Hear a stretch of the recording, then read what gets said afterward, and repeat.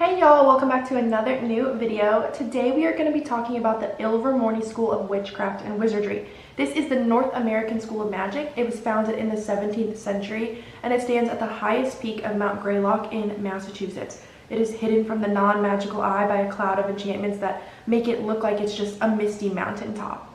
And so in this video we're going to be going through the whole entire legend of how it came to be, as well as its practices today. So our story begins in around the year 1603 in Ireland with the birth of Iseult Sayre. And I'm going to need you guys to be forgiving if I'm pronouncing names or words wrong, because I do not know how to pronounce Irish words, so I'm sorry about that. So she spent her very early childhood in Ireland, and she is a pureblood witch.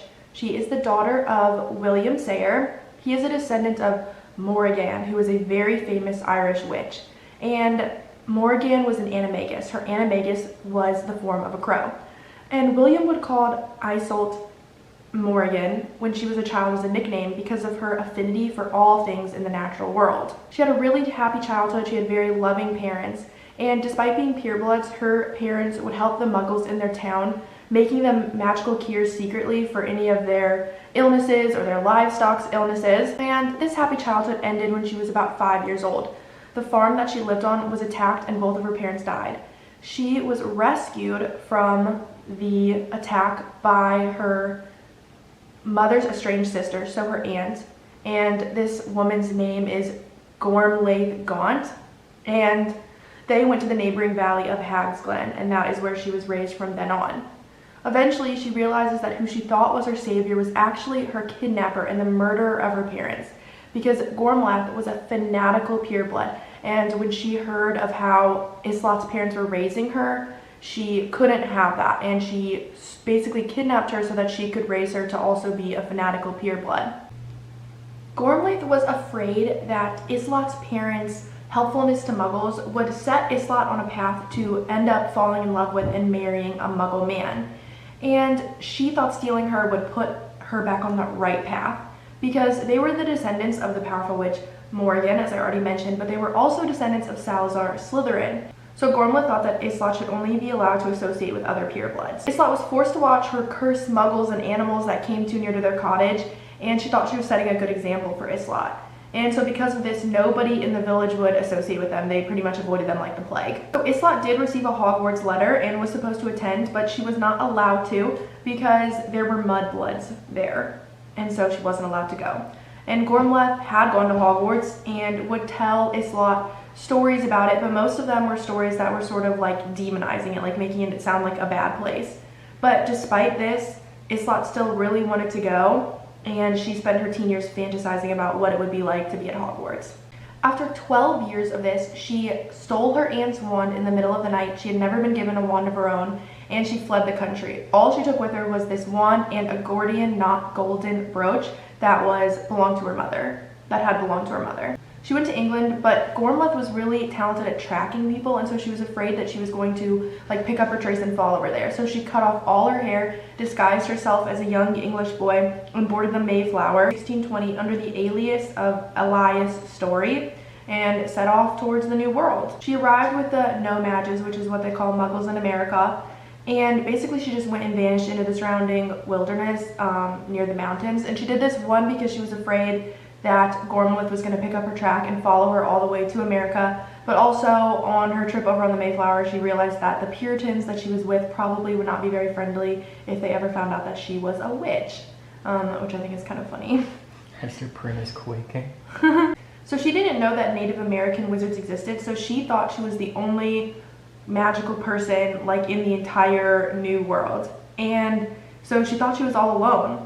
But eventually she came across two magical creatures. So the first one was the Hide Behind, and this is a nocturnal forest-dwelling creature. It hunts on humanoids and humanoid beings, and it can take the shape of pretty much anything and contort itself to be able to hide behind it, hence its name.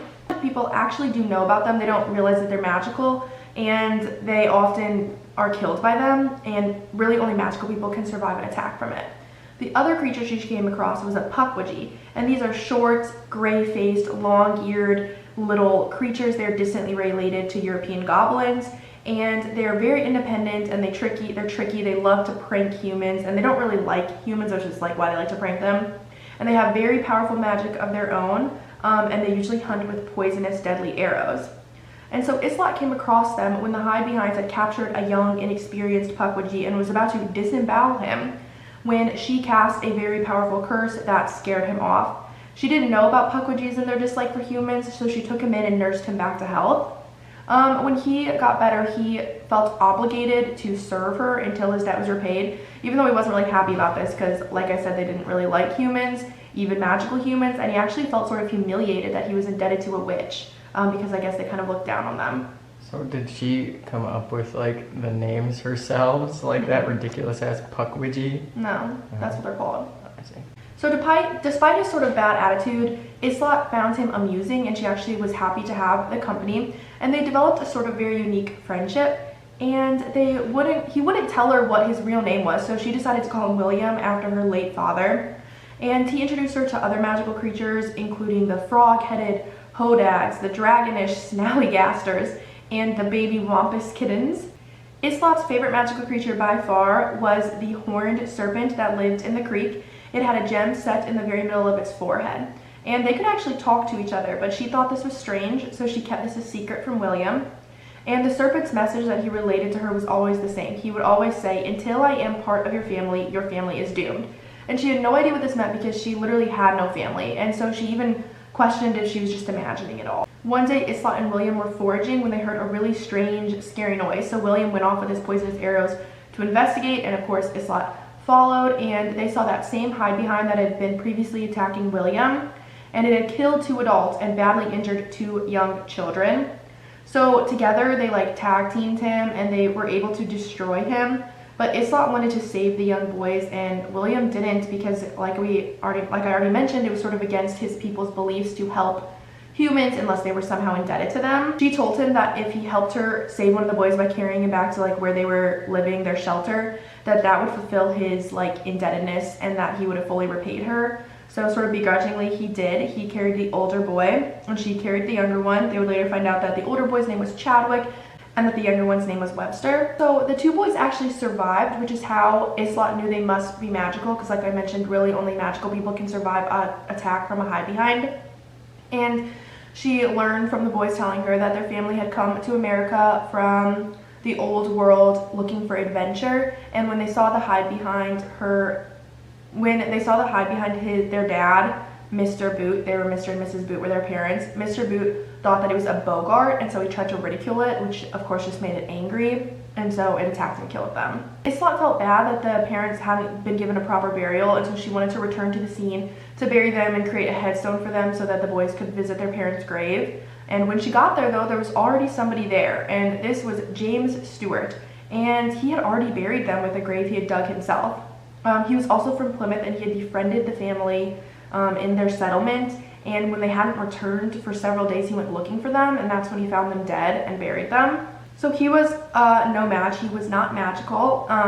He picked up Mr. Boot's broken wand, and it rebelled, as it usually does when a non-magical person picks up a wand. It sent him flying back into a tree, and he was knocked out cold. So Islot took him in too and nursed him back to health, and she decided like once his concussion was fixed and he was able to return to Plymouth, she was just going to obliviate him so that he didn't remember any of the magic, because she just couldn't hide her magic from him, because she was like brewing potions to nurse the boys back to health, so he saw the magic. He actually really liked having another adult there. He already had a relationship with the 2 boys, and so he helped her entertain them and take care of them, and he even drew out a floor plan for her to build a little stone cottage, which then she used magic to do in one day. She named this little cottage Ilvermorny because that was the name of the little farm she had grown up on back in Ireland. And every day she was like, I'll obliviate him tomorrow, and every day he got more and more comfortable with magic and less scared of it, and so eventually they just realized that they were in love, and so they just forgot the whole deal about obliviating him, and they got married and lived together. And they considered the Boot boys their adopted sons and raised them as their own. And Islot told them stories of Hogwarts from the stories she had heard, and they really wanted to move back to Ireland so that they could go. But Islot was afraid of returning because of Gormleth, and so she promised them that once they turned 11, she would somehow make them wands or find them wands, and that she would homeschool them and teach them magic right there in their house. And the boys really latched onto this idea, and they wanted it to be a lot like Hogwarts, so they decided they wanted there to be 4 houses, you know, just like Hogwarts. And they each picked a name, and they named it after their favorite magical creature. Chadwick, who was intelligent but temperamental, he chose to name a house Thunderbird. A Thunderbird is a creature that can create storms as it flies. Webster was argumentative but loyal, so he chose the Wampus, which is a panther-like creature that is strong, fast, and near impossible to kill. And Islot chose the Horned Serpent that she still visited, that she sort of had a unique relationship with.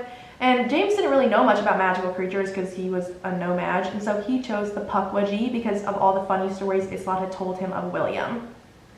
And Islot didn't really know how to get them wands, and eventually the night before Chadwick's 11th birthday arrived and she went to bed that night, and she had a dream that the serpent from the creek that she would go visit rose its head out of the water and bowed its head down so that she could slice off a slither of its horn. So she awoke in the middle of the night and did just that. She went to the creek, and it happened just like in the dream. He let her have a slither of his horn. She ran back to the cottage, awoke James, and he helped her fashion a wand out of an ashwood tree. And it worked. They had fashioned a wand. So by the time Webster turned 11, news of the homeschool had spread to the nearby Native American tribes. And so 2 boys and 2 girls from the Native American tribes joined the homeschooling, and they were taught wand work in exchange for them teaching, you know, the people living at Ilvermorny their Native American magic, which didn't use wands. Islot and James made all of the wands for the kids, but they saved the serpent horns just for their own 2 sons, and they made cores out of wampus hair, snallygaster heartstring, and jackalope antlers. And each year the school grew, more and more students arrived, and they kept building expansions to the house. And by 1634, there were enough students to actually have house competitions like the boys always wanted. It was still really small, and it was only local Native American tribes and European settlers, so nobody boarded. Like, they all went home at the end of the day. Actually, Islot and James had twin girls of their own and named them Martha after James's late mother and Riakin after Islot's. I'm probably pronouncing that so wrong. And news of Ilvermorny eventually did reach the old world, though, and they all found out that it was started by a witch who was nicknamed Morgan, and that she named it Ilvermorny after her childhood home, and that she was married to a muggle who also worked there. And so immediately Gormleth knew, all those pieces. She knew exactly who it was, and she had finally found out where Islot was. So remember that Gormleth's wand was stolen, but in the meantime she had gone to see Ollivander and purchased a new wand. And she disguised herself as a man and came to America on the Bonaventure ship, and she used the name of William Sayre, which is so evil because that was her brother-in-law that she murdered. Also, it's just an interesting historical thing that both of these women had to disguise themselves as men because a single woman couldn't get on the boat and go on her own, which is has nothing to do with the story, but I just thought it was interesting. So she lands in Virginia and makes her way to Mount Greylock in Massachusetts, and her plan was basically to kill Islot and James and to steal the twin girls because they were her last hopes of carrying on their bloodline. So when she gets there, she puts a curse on the house that puts Islot and James into a deep slumber. Gormleth muttered a word in Parseltongue that caused Islot's wand to become inactive because it was actually the wand of Salazar Slytherin himself, and there was a secret word spoken in Parseltongue that could turn it off. Islot hadn't known that she had Salazar Slytherin's wand, and in this wand there was a fragment of a basilisk horn as its core. So Gormleth didn't know that 16-year-old Chadwick and 14-year-old Webster were there because no one had ever spoken about the 2 adopted sons. And so she didn't put them to sleep because she didn't know they were there. And their wands came to vibrate at the sound of Parseltongue because, remember, granted it's a different snake, but it still has part of a snake in it. And it kind of emitted a low musical note, which is the same sound that the horned serpent makes when danger is nearby. And so the boys woke to this sound, and they saw Gormleth outside through their bedroom window. And as a child, Chadwick had actually once overheard Islot telling James about Gormleth, and so immediately he knew who this was. He knew they were in danger. He told Webster to go and wake their parents, and he ran outside and started dueling with Gormleth. And Gormleth is obviously more powerful than this teenage boy, but he was very talented, and she actually didn't want to kill a pureblood that was so talented, so she didn't kill him. And Webster could not wake their parents, so he eventually went out to join the fight. And against 2, it was a little bit harder, especially because the 2 boys' wands, they have twin cores. And so when fighting together against a shared danger, this increased the wand's power by tenfold. But still, she was like a really fierce dueler. So the fight, she keeps pushing them back and back. And eventually the fight moves inside and it wakes up the twin baby girls, who start crying and screaming in, terror. And the sound of the babies crying is what could pierce the enchantment and wake up Islot and James, which is so sad. James runs to protect the girls and Islot grabs her wand and runs out to the boys. But then she soon realizes that her wand isn't working. And so Gormlath continues forcing them up the stairs all the way into the baby girls' rooms, where James is, blocking their cribs, ready to die for them. And in terror, in what Islot thinks is, going to be the end of it all, she lets out a scream just out of nowhere for her murdered father. She just screams out William's name. And suddenly, William the Pukwudgie appears on the windowsill and shoots his poisoned arrow right through Gormlath's heart. And she explodes into thousands of pieces, and her dragon heart string wand that she purchased from Ollivander's just explodes, and all that's left from her is a pile of dust. And James was so excited to have finally met the Pukwudgie that he told him how glad he was that he named his house after him. And legend goes that this flattery is what finally softened William's heart. And the very next day, he moves in his little Pukwudgie family into their house and agrees to stay on as the private security and maintenance service for the castle. And of course, he spent the whole time complaining. Islot and James buried Slytherin's wand outside on the grounds, and within a year, a snakewood tree had grown up. It couldn't be pruned, it couldn't be killed, and soon they discovered that it actually had powerful medicinal properties. Seemingly the best parts of Slytherin's legacy had come over to America with them. So each year, more and more students come, and the school keeps being expanded until eventually it's pretty much not a house anymore, it's just a castle. And they have to bring in new teachers, and eventually kids are coming from all over North America. And this is when it changes into being a boarding school. And so by the 1800s, it had a very, well-known international reputation. And for a very long time, Islot and James were joint headmasters. And Chadwick becomes a very accomplished and well-traveled wizard. He writes Chadwick's Charms, volumes 1 through 3, and these are standard texts at Ilvermorny. He marries a Mexican healer named Josefina Calderon, and their family is one of America's most prominent magical families still today. Before the Magical Congress of the USA, or the MACUSA, wizarding law enforcement was weak. So Webster becomes what would now be known as what we would consider to be an order for hire. And so while repatriating a dark wizard in London, he falls in love with a Scottish woman that works at the Ministry of Magic, and he stays over there with them, and his descendants go to Hogwarts. Martha was a squib, and it was really painful for her to grow up around magic, even though she was like really accepted. And so in one of the Native American tribes that lived nearby, there was also a no magic boy there, and they fall in love and live their life just sort of in the human world. Rhiannon taught Defense Against the Dark Arts at Ilvermorny for many years, and she never married. And she did speak Parseltongue, or that's what the legend says at least, and she didn't want Slytherin's legacy to pass on. She didn't know that there were Gaunts living in England, so she thought she was ending his legacy by not having children. Islot and James both lived to be over 100 years old and saw their dreams come true, and today Ilvermorny is the most democratic, least elitist of all the great wizarding schools. And marble statues of Islot and James flank the front doors, and the front hall is a circular room topped with a glass cupola, and a wooden balcony runs around the first floor above it, and there are massive wooden carvings that represent each of the 4 houses. So sorting takes place in this circular room. Each of the older students, they all watch from the balcony up above, and one by one they stand on the Gordian knot symbol in the middle of the floor and wait for one of the enchanted carvings to react. So the horned serpent has a crystal set in its forehead that lights up. The wampus lets out a roar, the thunderbird will beat its wings, and the Pukwudgie raises its arrow into the sky. And if more than one house wants a student, that student gets to pick the house at once. And once in a generation, all 4 houses will want a student, and this is a great and rare honor. So the 4 houses, obviously very similar to Hogwarts, all want 4 different things. The horned serpent represents the mind and favors scholars. The wampus represents the bodies and favors warriors. The Pukwudgie represents the heart and favors healers. And the thunderbird represents the souls and favor adventurers. So after sorting, they get their wands, which is different than Hogwarts, where they buy them before. And prior to 1965, they even had to leave their wands at school over break until they were 17. So like they really weren't allowed to do magic outside of school. They wore blue and cranberry robes. Blue was Islot's favorite color because she wanted to be a Ravenclaw.